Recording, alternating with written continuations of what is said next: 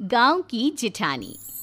शांति अपने दो बेटों अर्नव और आरुष के साथ शांति से जीवन बिता रही थी, लेकिन शांति के पति सोहन से उसकी कभी कभार थोड़ी अनबन हो जाती थी। एक दिन शांति रोज की तरह सुबह का खाना बना रही थी, तभी दरवाजे की घंटी बजी। घंटी की आवाज सुनकर वो दरवाजे की ओर जाते हुए कहती है, अरे आती हूँ, कौन है, सब्र करो। शांति दरवाजा खोलती है तो देखती है कि उसके जेठ मोहनदास सामने खड़े होते हैं। वो सक पकाकर अपना घूंघट करती है और पैर छूकर कहती है, आइए आइए जेठ जी। कैसी हो शांति? जी मैं तो बिल्कुल ठीक हूँ, सब आपकी मेहरबानी है भाई साहब। शांति और मोहनदास की बातें सुनकर शांति का पति सोहन और उसके दोनों बेटे बाहर आ जाते हैं। अरे भैया राम राम, कैसे हो आप? राम राम भाई। अरे शांति, ऐसे खड़ी खड़ी क्या देख रही हो? चाय कॉफी कुछ लेकर आओ, भैया आए हैं। शांति तेजी से रसोई की ओर आगे बढ़ती हुई कहती है, अरे मेरी माँ, गेट खोलने के चक्कर में मेरे तो चावल ही जल गए। वो दौड़ी दौड़ी रसोई में जाती है और देखती है कि सारे चावल जल गए हैं। वो दोबारा चावल बनाने में लग जाती है। इतने में सोहन आवाज लगाता है, अरे शांति, तुम्हारे चावल का रोना खत्म हो गया हो तो चाय ले आओ। जी लाती हूँ अभी। शांति जल्दी जल्दी चाय बनाती है और मोहनदास को चाय देती है। सब एक दूसरे की खैर खबर पूछते हुए चाय पीते हैं। चाय खत्म होती ही मोहनदास शांति की ओर देखते हुए मजाक में कहते हैं, शांति, अब तुम्हारी चाय में दम नहीं रहा, अब हमें चाय बनाने वाली बदलनी पड़ेगी।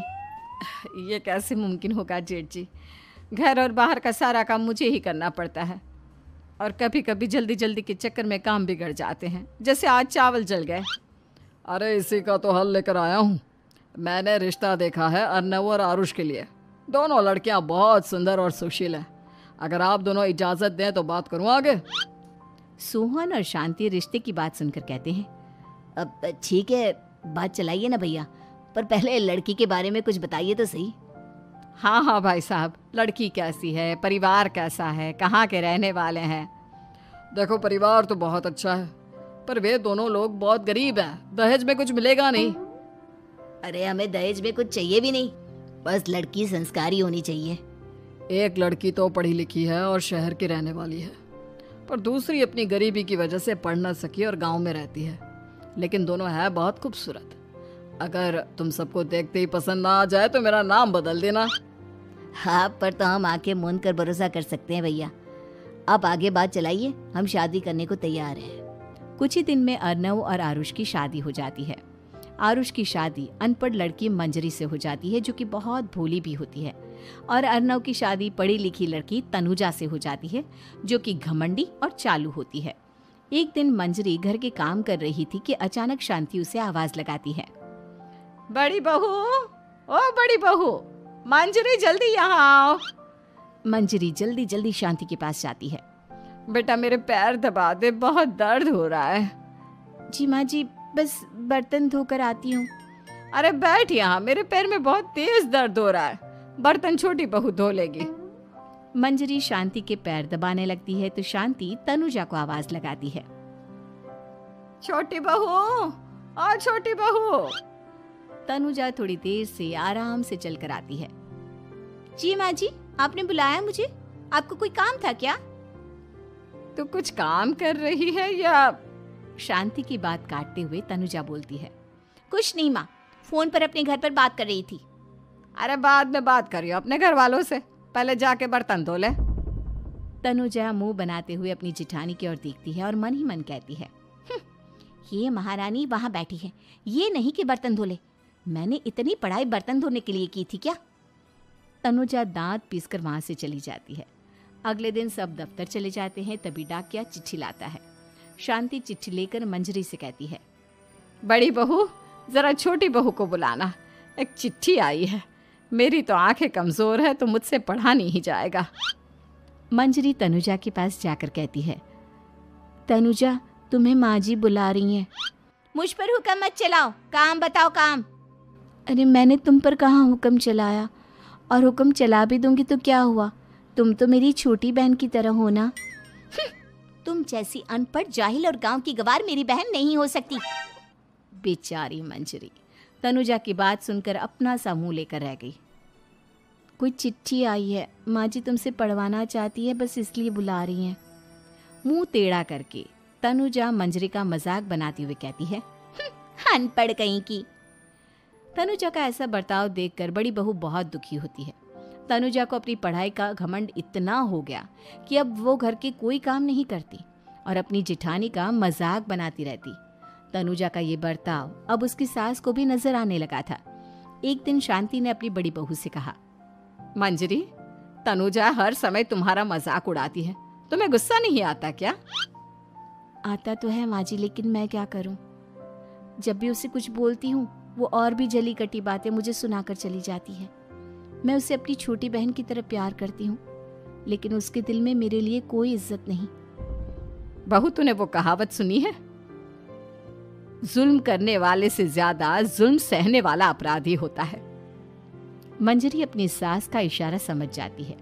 वो अपनी देवरानी को सबक सिखाने की ठान लेती है और एक दिन शांति अपनी दोनों बहुओं के साथ बैठी थी तो शांति अपनी बड़ी बहू से पूछती है, अरे बहू, शाम होने को है, कुछ सोचा है क्या बनेगा खाने में? माँ जी, मेरे तो सर में बहुत दर्द है आज। मेरी प्यारी देवरानी ही कुछ अंग्रेजी खाना बनाकर खिलाएगी। सुना है पढ़े लिखे लोग अंग्रेजी खाना बहुत अच्छा बनाते हैं, क्यों तनुजा? इतना कहकर मंजरी अपनी सास की ओर देखकर मुस्कुरा दी। तनुजा अपनी तारीफ सुनकर बहुत खुश हो गई। इतने में शांति कहती है, यह तो सच बात है छोटी बहू, ये तो मैंने भी सुना है। हम भी पक गए हैं बड़ी बहू के हाथ का खाना खा खा कर।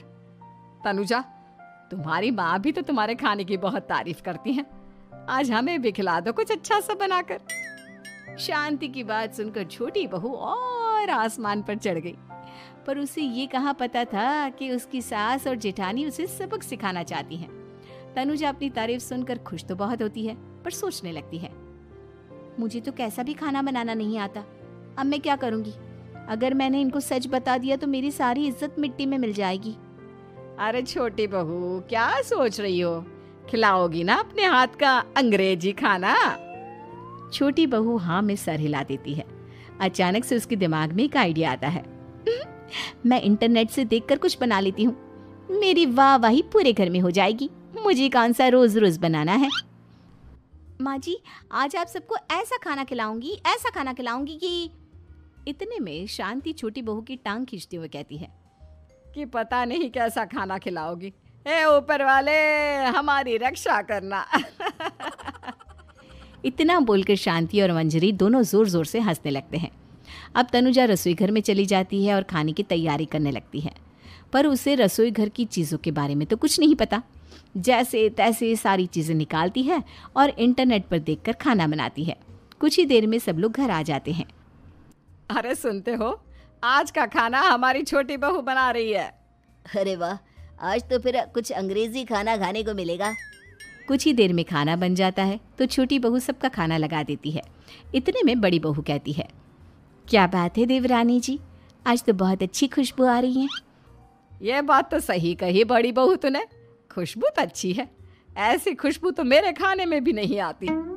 सब मिलकर छोटी बहू की बहुत तारीफ करते हैं और छोटी बहू 7वें आसमान पर बैठ जाती है। अब सभी खाना खाते हैं। जल्दी जल्दी दो, अब तो मुंह में पानी आ रहा है। हाँ, मुझसे भी नहीं रुका जा रहा। जैसे ही सोहन एक निवाला खाता है तो उसकी आंखों से पानी आने लगता है। ये देखकर शांति सोहन से पूछती है, क्या हुआ जी, खाना इतना अच्छा बना है कि आंखों से पानी आ गया? सोहन चुप रहता है और धीरे धीरे से खाना शुरू कर देता है। इतने में सोहन छोटी बहू से कहता है, बेटी तुम भी तो खाओ, तुम क्यों रुकी हो? खाना सच में बहुत अच्छा है। ये कहकर सोहन जोर से हंस देता है। फिर सब खाना खाने लगते हैं, लेकिन खाने में नमक और मिर्च तेज हो गई थी। तनुजा से कोई कुछ नहीं बोलता, बल्कि उसे भी खाने को कहते हैं। जैसे ही छोटी बहू खाना खाती है वो पानी पानी कहकर चिल्लाती है, पानी, इसमें तो पानी। ये खाना तो सच में इतना अच्छा बना है कि हमारे साथ साथ देवरानी जी भी इसके स्वाद को कभी नहीं भूल पाएंगी। सही कहा बहू। तनुजा को अपनी गलती का एहसास हुआ और उसने अपनी सास से कहा, माँ जी ये मेरी गलती नहीं है, इंटरनेट पर दिखाया था कि 4 चम्मच नमक और मिर्च डालने हैं। अब मंजरी को भी मौका मिल गया और उसने तनुजा पर तंज कसा। नाच न जाने आंगन टेढ़ा, हर जगह अपनी पढ़ाई दिखाती हो, दूसरों का मजाक उड़ाती हो। अब पता चला ना, हर चीज़ में पढ़ाई काम नहीं आती। और तुम तो शहर में रही हो, तुम्हें तो मुझसे भी अच्छा खाना बनाना आना चाहिए ना।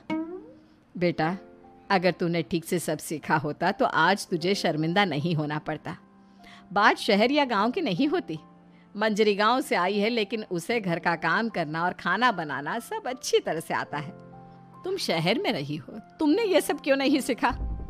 छोटी बहू सर नीचा कर सबसे माफ़ी मांगती है और बहुत शर्मिंदा होती है। दीदी मुझे माफ़ कर दो, मैंने आपको बहुत बुरा भला कहा, पर आपने मुझे हमेशा ही माफ़ किया। आज मुझे अपनी गलती का एहसास हो गया है। अब दोनों बहुएं मिलकर घर का काम करने लगी और एक दूसरे को अपने गुण बांटने लगी। मंजरी ने अपनी देवरानी को खाना बनाना और घर का काम करना सिखाया, वहीं तनुजा ने भी अपनी जिठानी को पढ़ना लिखना सिखाया। शांति और सोहन ऐसी बहुएं पाकर बहुत खुश थे। वीडियो को यहाँ तक देखने के लिए बहुत बहुत धन्यवाद आपका। इसी तरह की वीडियो देखने के लिए अगर फेसबुक में देख रहे हैं तो फॉलो करिए, और अगर यूट्यूब में देख रहे हैं तो सब्सक्राइब करिए। लाइक करना ना भूलिए, और वीडियो कैसी लगी कमेंट में ज़रूर लिखिए। धन्यवाद। राधे राधे।